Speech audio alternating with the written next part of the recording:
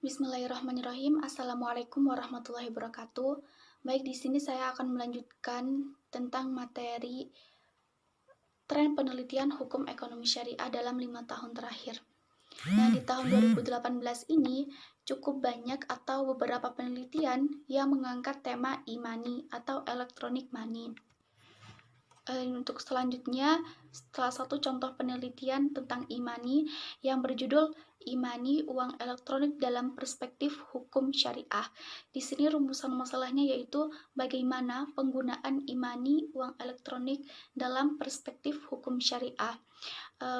Jenis penelitiannya yaitu menggunakan penelitian kepustakaan, di mana penelitian kepustakaan ini merupakan penelitian yang penemuannya didapatkan dengan mencari data dari berbagai literatur dan referensi yang berhubungan dengan materi pembahasan tersebut.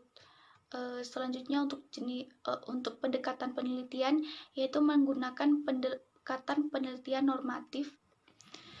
Sumber data yang digunakan yaitu sumber data primer dan sekunder, dan untuk metode pengumpulan data yaitu menggunakan metode kualitatif. Metode kualitatif ini bersifat deskriptif dan cenderung menggunakan analisis.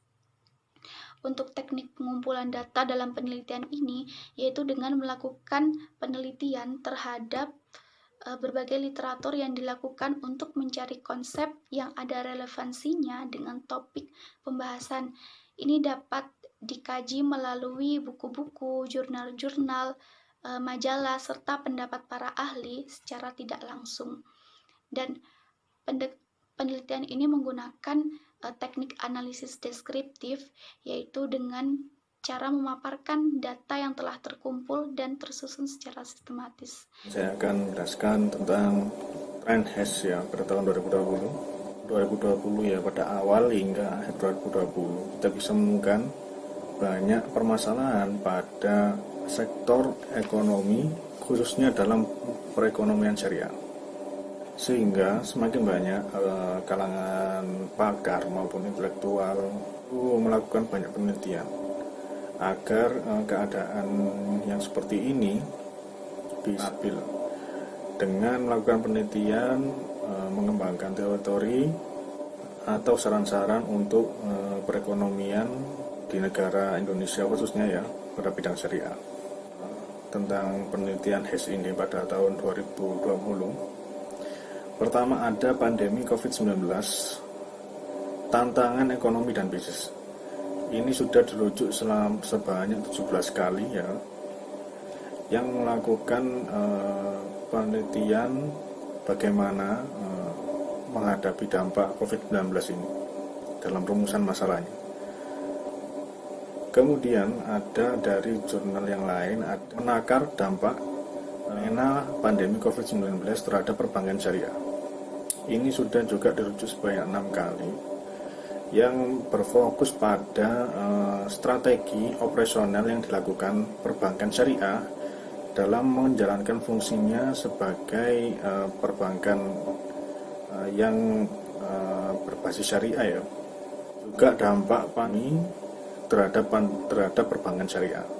Kemudian ada yang ini judulnya peran ekonomi dan keuangan sosial Islam saat pandemi. Ini memfokuskan pada solusi dan peran kebijakan ekonomi dan keuangan sosial Islam yang dapat ditawarkan ketika menghadapi COVID-19, dan juga apa dampak ekonominya terhadap Indonesia. Semua jurnal ini menjelaskan tren COVID-19 pada tahun 2020 yang menyerang sektor ekonomi, karena semua elemen masyarakat itu juga terdampak ya, dari pejabat pemerintah dan sampai masyarakat pada biasanya itu juga sangat terdampak pada COVID-19. Akibatnya COVID-19 ini menurut pakar WHO masih akan berlangsung 4-5 tahun ke depan, dan masih banyak terdampak pelemahan ekonomi baik dalam negeri maupun di luar negeri. Baik, di sini saya akan melanjutkan contoh tentang tren penelitian hukum ekonomi syariah 5 tahun terakhir. Di sini saya akan mengambil contoh pada tahun 2019 mengenai Persepsi mahasiswa hukum ekonomi syariah terhadap mata kuliah ekonomi konvensional. Ekonomi konvensional memang masih lebih unggul dari ekonomi syariah. Namun para ekonom memprediksi bahwa pada tahun-tahun yang akan datang, ekonomi syariah akan berkembang pesat dari ekonomi konvensional. Nah, dalam penelitian ini, peneliti bermaksud untuk mengetahui persepsi mahasiswa hukum ekonomi syariah terhadap mata kuliah ekonomi konvensional dibandingkan dengan mata kuliah ekonomi syariah. Di sini ada tabel berisikan judul, rumusan masalah, jenis penelitian, pendekatan penelitian, sumber data, metode pengumpulan data, populasi, dan simpel, dan yang terakhir adalah simpulan.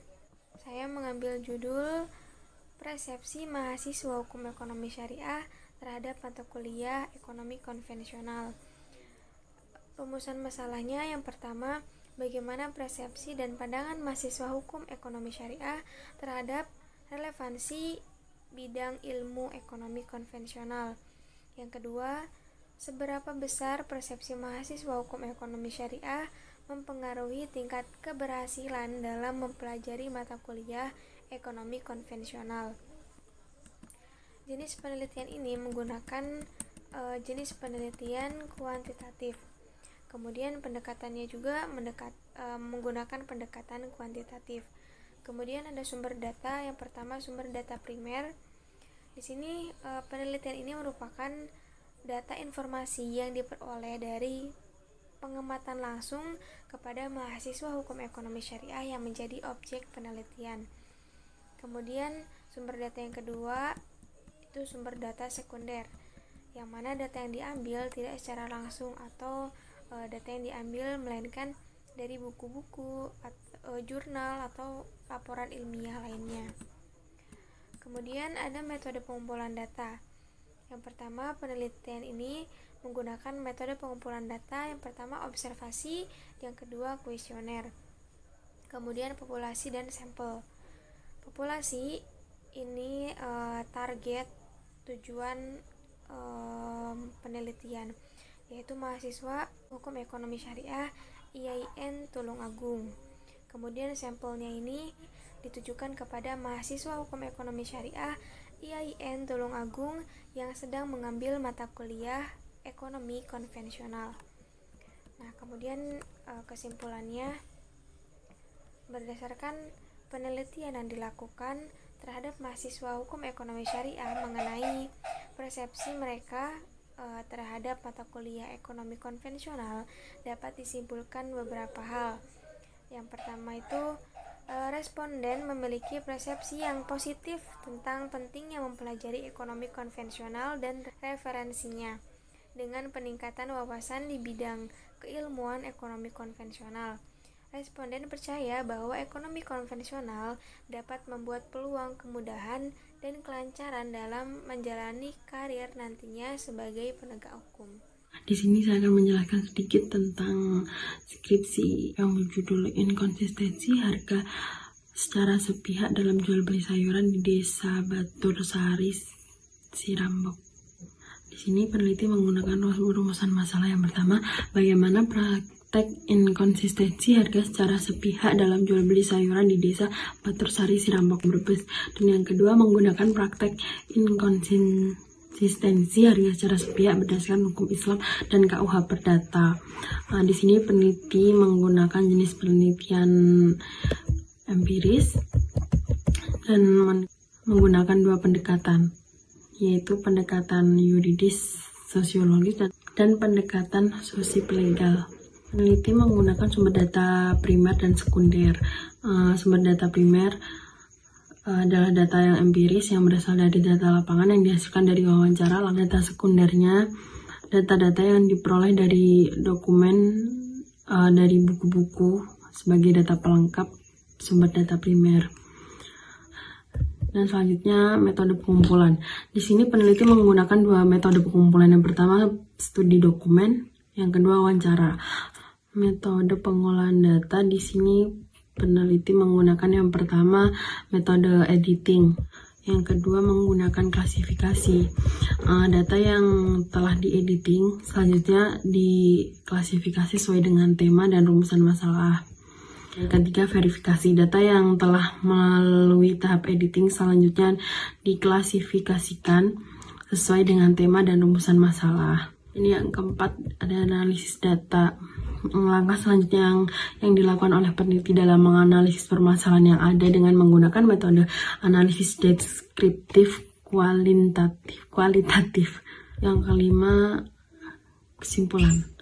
Langkah terakhir yang dilakukan oleh peneliti yaitu menyimpulkan analisis data dengan menarik jawaban-jawaban dari rumusan masalah menjadi sebuah kesimpulan tentang faktor-faktor yang menyebabkan terjadinya inkonsistensi penetapan harga di Desa Batur Sari, Sirambuk, Brebes. Dari sekian banyak jurnal di tahun 2017, saya menggunakan salah satu jurnal yang berjudul Implementasi Undang-Undang Nomor 8 Tahun 1999 tentang Perlindungan Konsumen Terhadap Bisnis Online. Nah, kita tahu bahwa sekarang sudah banyak yang melakukan bisnis online dan banyak pula kasus-kasus mengenai bisnis online yang sangat merugikan bagi konsumen, misalnya penipuan dalam berbelanja lewat situs atau aplikasi online. Yang berikut adalah rumusan masalah. Di sini ada 2 rumusan masalah. Yang pertama, bagaimana implementasi Undang-Undang Nomor 8 Tahun 1999 tentang Perlindungan Konsumen terkait adanya bisnis online. Nah, yang kedua, faktor-faktor apa yang mempengaruhi efektivitas Undang-Undang Nomor 8 Tahun 1999 tentang Perlindungan Konsumen Terhadap Bisnis Online. Yang berikut adalah jenis penelitian. Nah, dalam penelitian ini, penulis menggunakan penelitian hukum empiris yang didukung pula dengan jenis penelitian hukum normatif. Yang berikut adalah pendekatan penelitian. Pendekatan penelitian yaitu kualitatif. Yang berikut adalah sumber data. Pertama adalah data primer. Data primer merupakan data yang diperoleh secara langsung dari lapangan melalui wawancara. Yang kedua adalah data sekunder. Yang berikut adalah metode pengumpulan data. Di sini penulis menggunakan 3 metode, yaitu yang pertama adalah wawancara. Yang kedua adalah observasi langsung terhadap para pengguna bisnis online, dalam hal ini mahasiswa Universitas Islam Batik Surakarta, khususnya menjadi konsumen dari adanya bisnis online. Yang ketiga adalah studi pustaka. Berikut adalah metode pengelolaan data. Nah, penulis melakukan analisis data dengan cara reduksi data, displace data atau penyajian data, dan verifikasi atau penarikan kesimpulan. Oke, di sini saya akan menambahkan beberapa hal atau poin terkait analisis yang telah disampaikan oleh teman-teman saya di video sebelumnya. Kalau saya analisis, itu banyak sekali pembahasan bisnis online ataupun tentang digitalisasi. Nah, tadi sudah ada yang mengangkat yang dicontohkan di video sebelumnya tentang implementasi Undang-Undang Nomor 8 Tahun 1999 tentang Perlindungan Konsumen Terhadap Bisnis Online, dan juga e-money, uang elektronik dalam perspektif hukum syariah. Nah, ini contoh judul yang saya temukan dari beberapa jurnal yang saya cari di 5 tahun terakhir. Seperti transaksi jual beli make up, profit, perspektif makosid syariah. Ada juga tentang transaksi jual beli pakaian melalui Instagram dalam tinjauan kompilasi hukum ekonomi syariah. Dan ada juga tentang transaksi jual beli di blibli.com ditinjau dari akad Assalam dan Undang-Undang Nomor 11 Tahun 2008 tentang informasi dan transaksi elektronik. Maka dari itu saya bisa menyimpulkan banyak sekali permasalahan-permasalahan tentang digital dan online. Jadi untuk tren 5 tahun terakhir, bahkan untuk beberapa tahun ke depan, itu masih banyak sekali permasalahan-permasalahan terkait digital dan online. Namun jika mengikuti tren itu nggak bisa dalam sebuah satu konteks. Ataupun juga kalau tren tren itu kan hal yang sedang disukai, yang sedang dibicarakan dan sedang digunakan. Nah, apa yang sedang dibicarakan untuk saat ini kan kita sendiri bahwa kita tahu di Indonesia bahkan dunia terjadi pandemi COVID. Nah, itu juga bisa diteliti seperti contoh tadi pandemi COVID, tantangan ekonomi dan bisnis syariah. Jadi kita meneliti tentang bagaimana tantangan ekonomi Indonesia karena terdampaknya pada adanya COVID-19 di Indonesia yang sangat merajalela.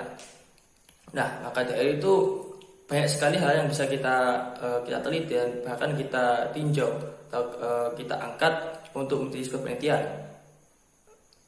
Paling mudah biasanya juga ada yang di daerah kita sendiri ataupun mungkin kita berada di luar kota yang dimana hal tersebut tidak ada di daerah kita. Seperti contoh tinjauan kompilasi hukum ekonomi syariah terhadap jual beli ikan dengan sistem barter menggunakan gabah. Ini terjadi kasus di daerah Taroan, Kecamatan Telanakan, Kabupaten Pamekasan. Nah, sedangkan semisal kita berada di Malang, itu nggak ada. Sebuah permasalahan tersebut tidak ada. Maka dari itu banyak sekali hal-hal yang bisa kita angkat untuk menjadikan sebuah penelitian di daerah sekitar kita. Kalau toh di daerah sekitar kita tidak ada, maka kita bisa meninjau atau mencari di daerah lain yang sekiranya itu kita belum pernah mengetahui. Maka dari itu bisa kita teliti agar orang lain tahu, oh di sini penelitian seperti ini. Lalu perspektif hukumnya terhadap apa? Semisal contoh di sini terhadap hukum ekonomi syariah. Ada juga tentang tarif, sistem penetapan tarif penumpang pada angkutan umum antar kota, antar provinsi ditinjau dari fikih muamalah dan perlindungan konsumen. Studi kasus di PO efisiensi di Yogyakarta. Nah, maka dari itu banyak sekali hal yang kita yang dapat kita ambil dan dapat kita angkat untuk menjadi sebuah tren penelitian. Kalau masalah tren, saya sendiri juga menganalisis dan menyimpulkan dari beberapa judul yang saya cari dan saya sedikit bahas itu banyak sekali yang menyangkut tentang era digitalisasi. Nah, adapun tren yang mungkin saya ketahui seperti halnya Bitcoin atau kripto yang sekarang jadi pembahasan hangat oleh Elon Musk dan lain-lain. Itu bagaimana ditinjau dari hukum undang-undang Indonesia, apakah itu ilegal, apakah itu legal?